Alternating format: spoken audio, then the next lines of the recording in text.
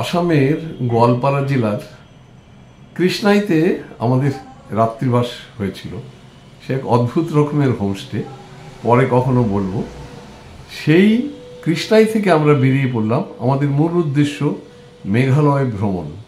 আবার বলি, মেঘালয় বলতে আমরা সাধারণত মনে করি শিলং, চেরাপুঞ্জি, ডাউকি এসব, কিন্তু আমরা যাচ্ছি গারো পাহাড়ে।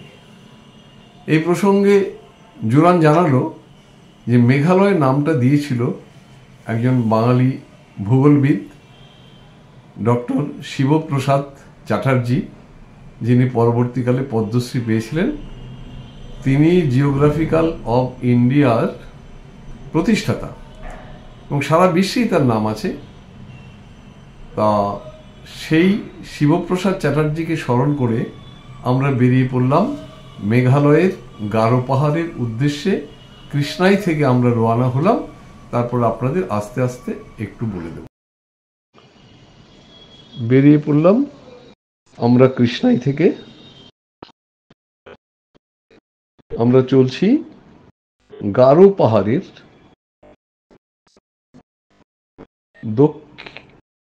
পশ্চিম গারো ডিস্ট্রিক্টের সদর দপ্তর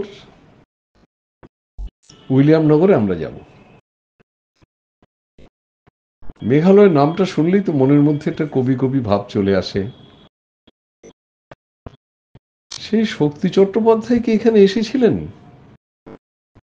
বৃষ্টি পড়ে এখানে 12 মাস, এখানে মেঘ গাভীর মতো চড়ে, পরাঙ্গমুখ সবুজ নালী ঘাস দুয়ার চেপে ধরে। মেঘালয়ে সত্যি বৃষ্টি পড়ে, খুবই বৃষ্টি পড়ে, যে কারণে নামটা হচ্ছে মেঘালয়, মেঘের আলয়, অ্যাবোড অফ ক্লাউড। হিমালয়ে যেরকম হিমের আলয়, বরফের আলয়, এটা মেঘের আলয়। এখানে প্রায় সারা বছরই বৃষ্টি হয়। ভারতের সবচেয়ে ভেজা রাজ্য। চলছে, আমরা এখনো গোয়ালপাড়া জেলাতেই আছি।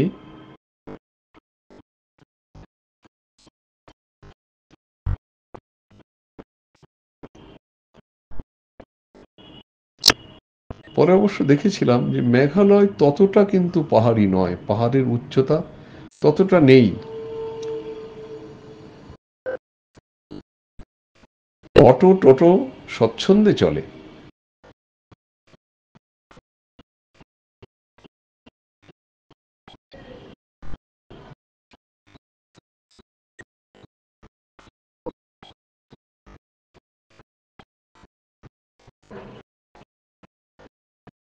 চলছে আমাদের গাড়ি, স্টিয়ারিং সুদক্ষ, যথেষ্ট দক্ষ চালক তপন সাহার হাতে। সে অনেকবার গারো পাহাড়ে যাত্রী নিয়ে এসেছে, সুতরাং তপন একই সঙ্গে চালক এবং পথপ্রদর্শক। যদিও আমরা উইলিয়ামনগরে পৌঁছে আরেকজন স্থানীয় গাইডের সহায়তা নেব, সেরকমই কথা আছে। তো সবচেয়ে রোমাঞ্চকর হচ্ছে উইলিয়ামনগরে থাকাটা।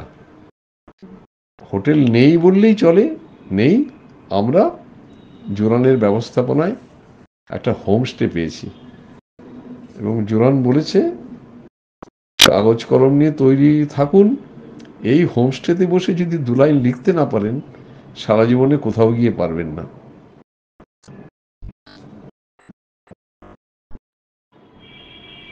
এই সেতু অতিক্রম করলেই আমরা চলে যাচ্ছি, মানে ঢুকে পড়ছি মেঘালয় রাজ্যে, গারো পাহাড়ে।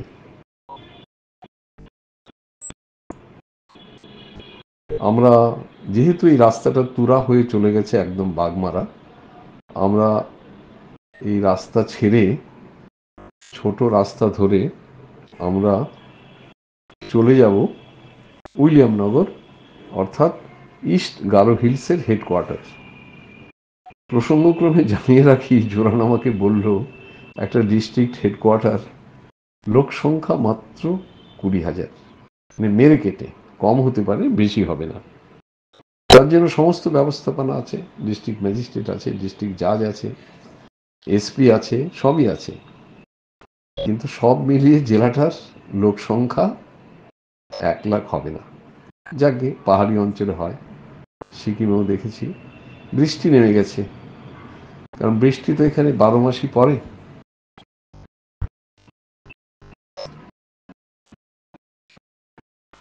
প্রকৃতিও পাল্টে গেছে, চারদিকে প্রচুর সবুজ গাছগাছালি।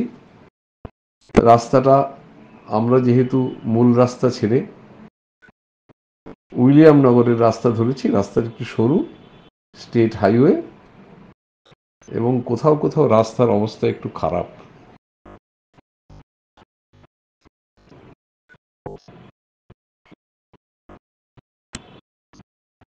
খুব ভালোই লাগছে, একটা রোমাঞ্চকর যাত্রা। বৃষ্টির মধ্যে গাছগাছালির মধ্যে দিয়ে একটা সরু একফালি রাস্তা, আমরা এগিয়ে যাচ্ছি।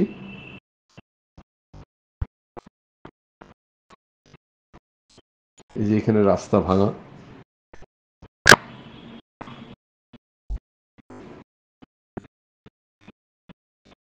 কিন্তু জানি একদিন এই অরণ্য ধ্বংস হবে উন্নয়নের নামে।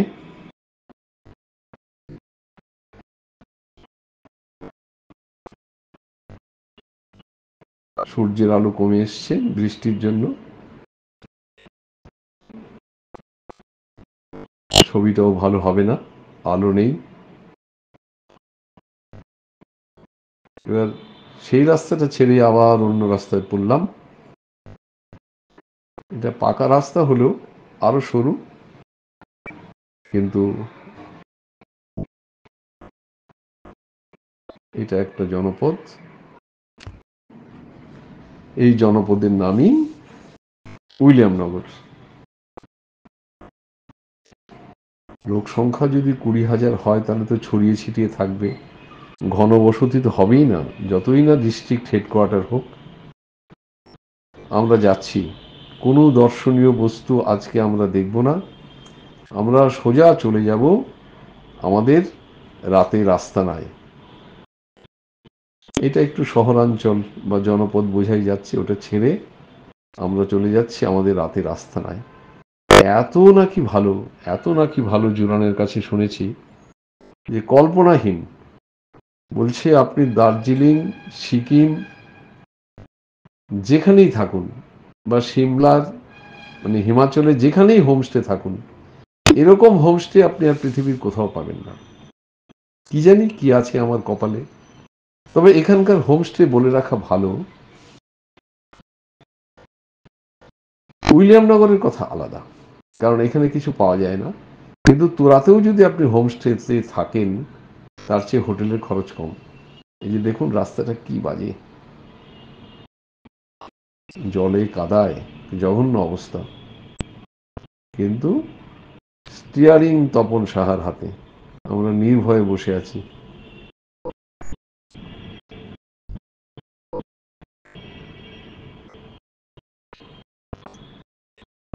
এটা রাবার বাগিচা, যারা দেখেননি তারা দেখতে পারেন ভালো করে। রাবার বাগিচা, আমরা যেরকম খেজুরের রস বের করি হাঁড়ি বেঁধে, এখানেও রস বের করা হয়। দেখুন মাঝখানে গর্ত করে প্লাস্টিক দিয়ে ঢাকা আছে, এখানে রস বেরোয়, রসগুলো একটা পাত্রে নেয়, তারপর কি করে আমি জানি না, কি করে প্রসেস করে। রাবার বাগিচার মধ্যে দিয়ে আমরা চললাম।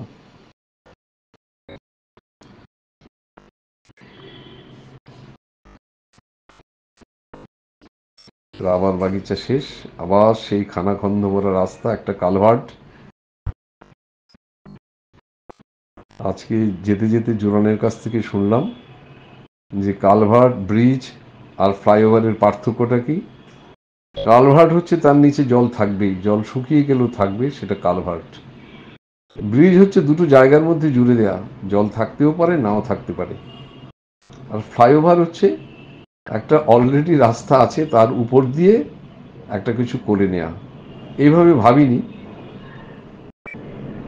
আমরা যাচ্ছি, বোধহয় কাছাকাছি এসে গেছি। আরো খারাপ রাস্তা।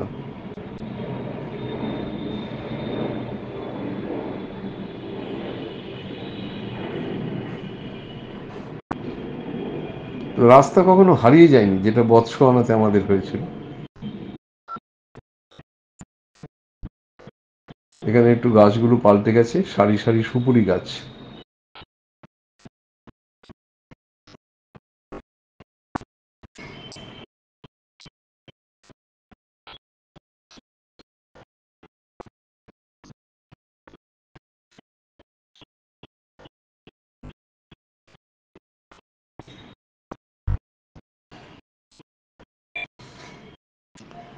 আমাদের বারাসতের জেলা শহরে যত লোক থাকে, বা 24 পরগনায় যত লোক থাকে, তার 1/4 এই যে এইটা ক্রস করলেই আমাদের আস্তানা। যদি আপনাদের এটা ভালো লাগে, এটা লাইক করবেন, সাবস্ক্রাইব এই যে আমাদের আস্তানা। সত্যিই তো, এখানে এলে যে অকবি সেও কবি হয়ে যাবে। এটা এখানে পায়ে হেঁটে যেতে হবে। যাচ্ছি। যারা সাবস্ক্রাইব করেননি তারা দয়া করে সাবস্ক্রাইব করবেন আর শেয়ার করবেন, কারণ এইসব অঞ্চলে খুব কম লোক যায়। মেঘালয় মানে খাসি পাহাড়, শিলং, কাজিরঙা, ডাউকি দিয়ে ছেড়ে দেয়। আমরা কিন্তু গারো পাহাড়ে এসছি, আর এই ধরনের একটা হোমস্টে। ভাবুন তো, নদীর উপর দিয়ে বাঁশের সাঁকো, তার উপর দিয়ে যাচ্ছি। আমি চলে গেলাম, জোরান আসছে। আমাদের আগে থেকেই বুক করা ছিল। জানি না কবিতা লিখতে পারবো কিনা, জানি না, কিন্তু মনে মনে আসবে, হয়তো খাতায় আসবে না। এরকম পরিবেশ আর পৃথিবীর কোথায় আছে? একটু ভালো করে দেখুন। দোতলায় ভাড়া বেশি, তবু আমরা দোতলাটাই নিয়েছি। অকল্পনীয় বেশি। আবার অনুরোধ, আপনারা সাবস্ক্রাইব করে না থাকলে সাবস্ক্রাইব করুন, লাইক করুন, প্লিজ শেয়ার করুন। এই দুর্গম অঞ্চলে যাওয়ায় একটু উৎসাহ পাবো।